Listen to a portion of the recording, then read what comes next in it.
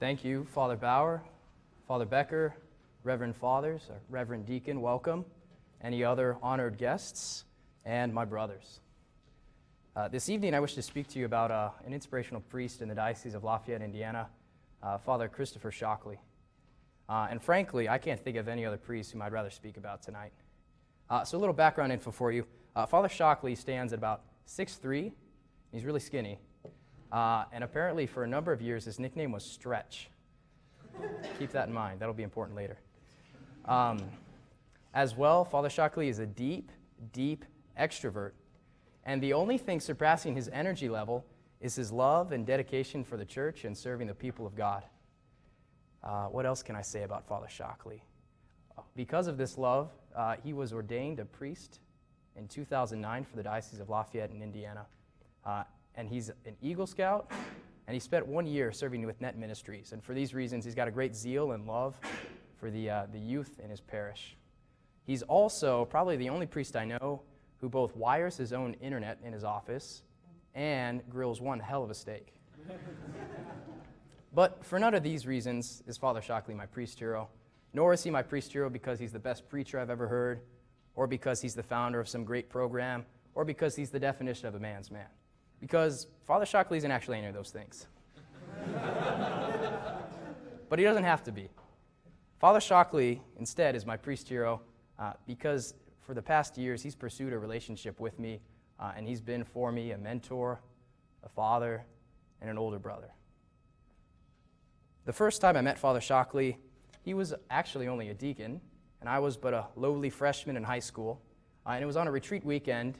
I was serving for some type of benediction, and he was the one doing the benediction, naturally. And I mistakenly called him Father, to which he promptly and politely corrected me. It's Deacon, actually. And this was the beginning of our great relationship. I find it a fitting one, actually. I would later come to find out that this Deacon Shockley was from my home parish, Our Lady of Mount Carmel, and that he actually had a really strong relationship with my older brother, which apparently I got to inherit as well, so I had a good relationship with him too. Later on that year was his ordination, and he was ordained as a priest. This was 2009, mind you. And I would see him around at penance services, retreat weekends, Chrism Mass or two.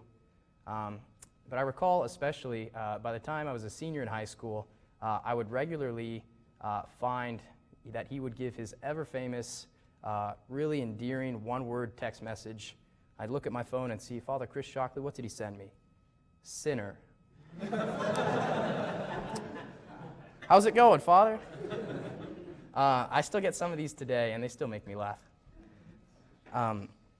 But the moment and really the time period when I got to know Father Shockley really well was this past January.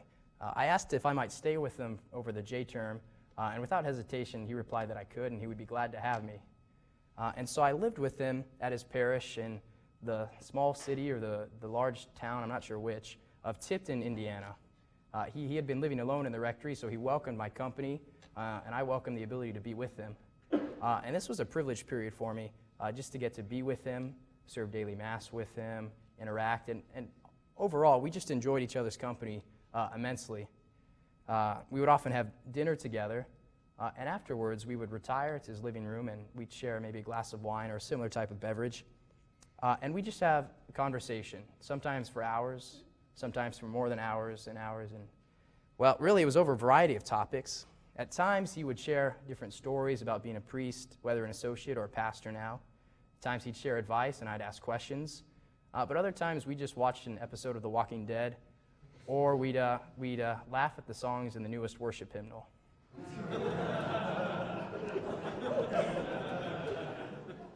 I kid you not.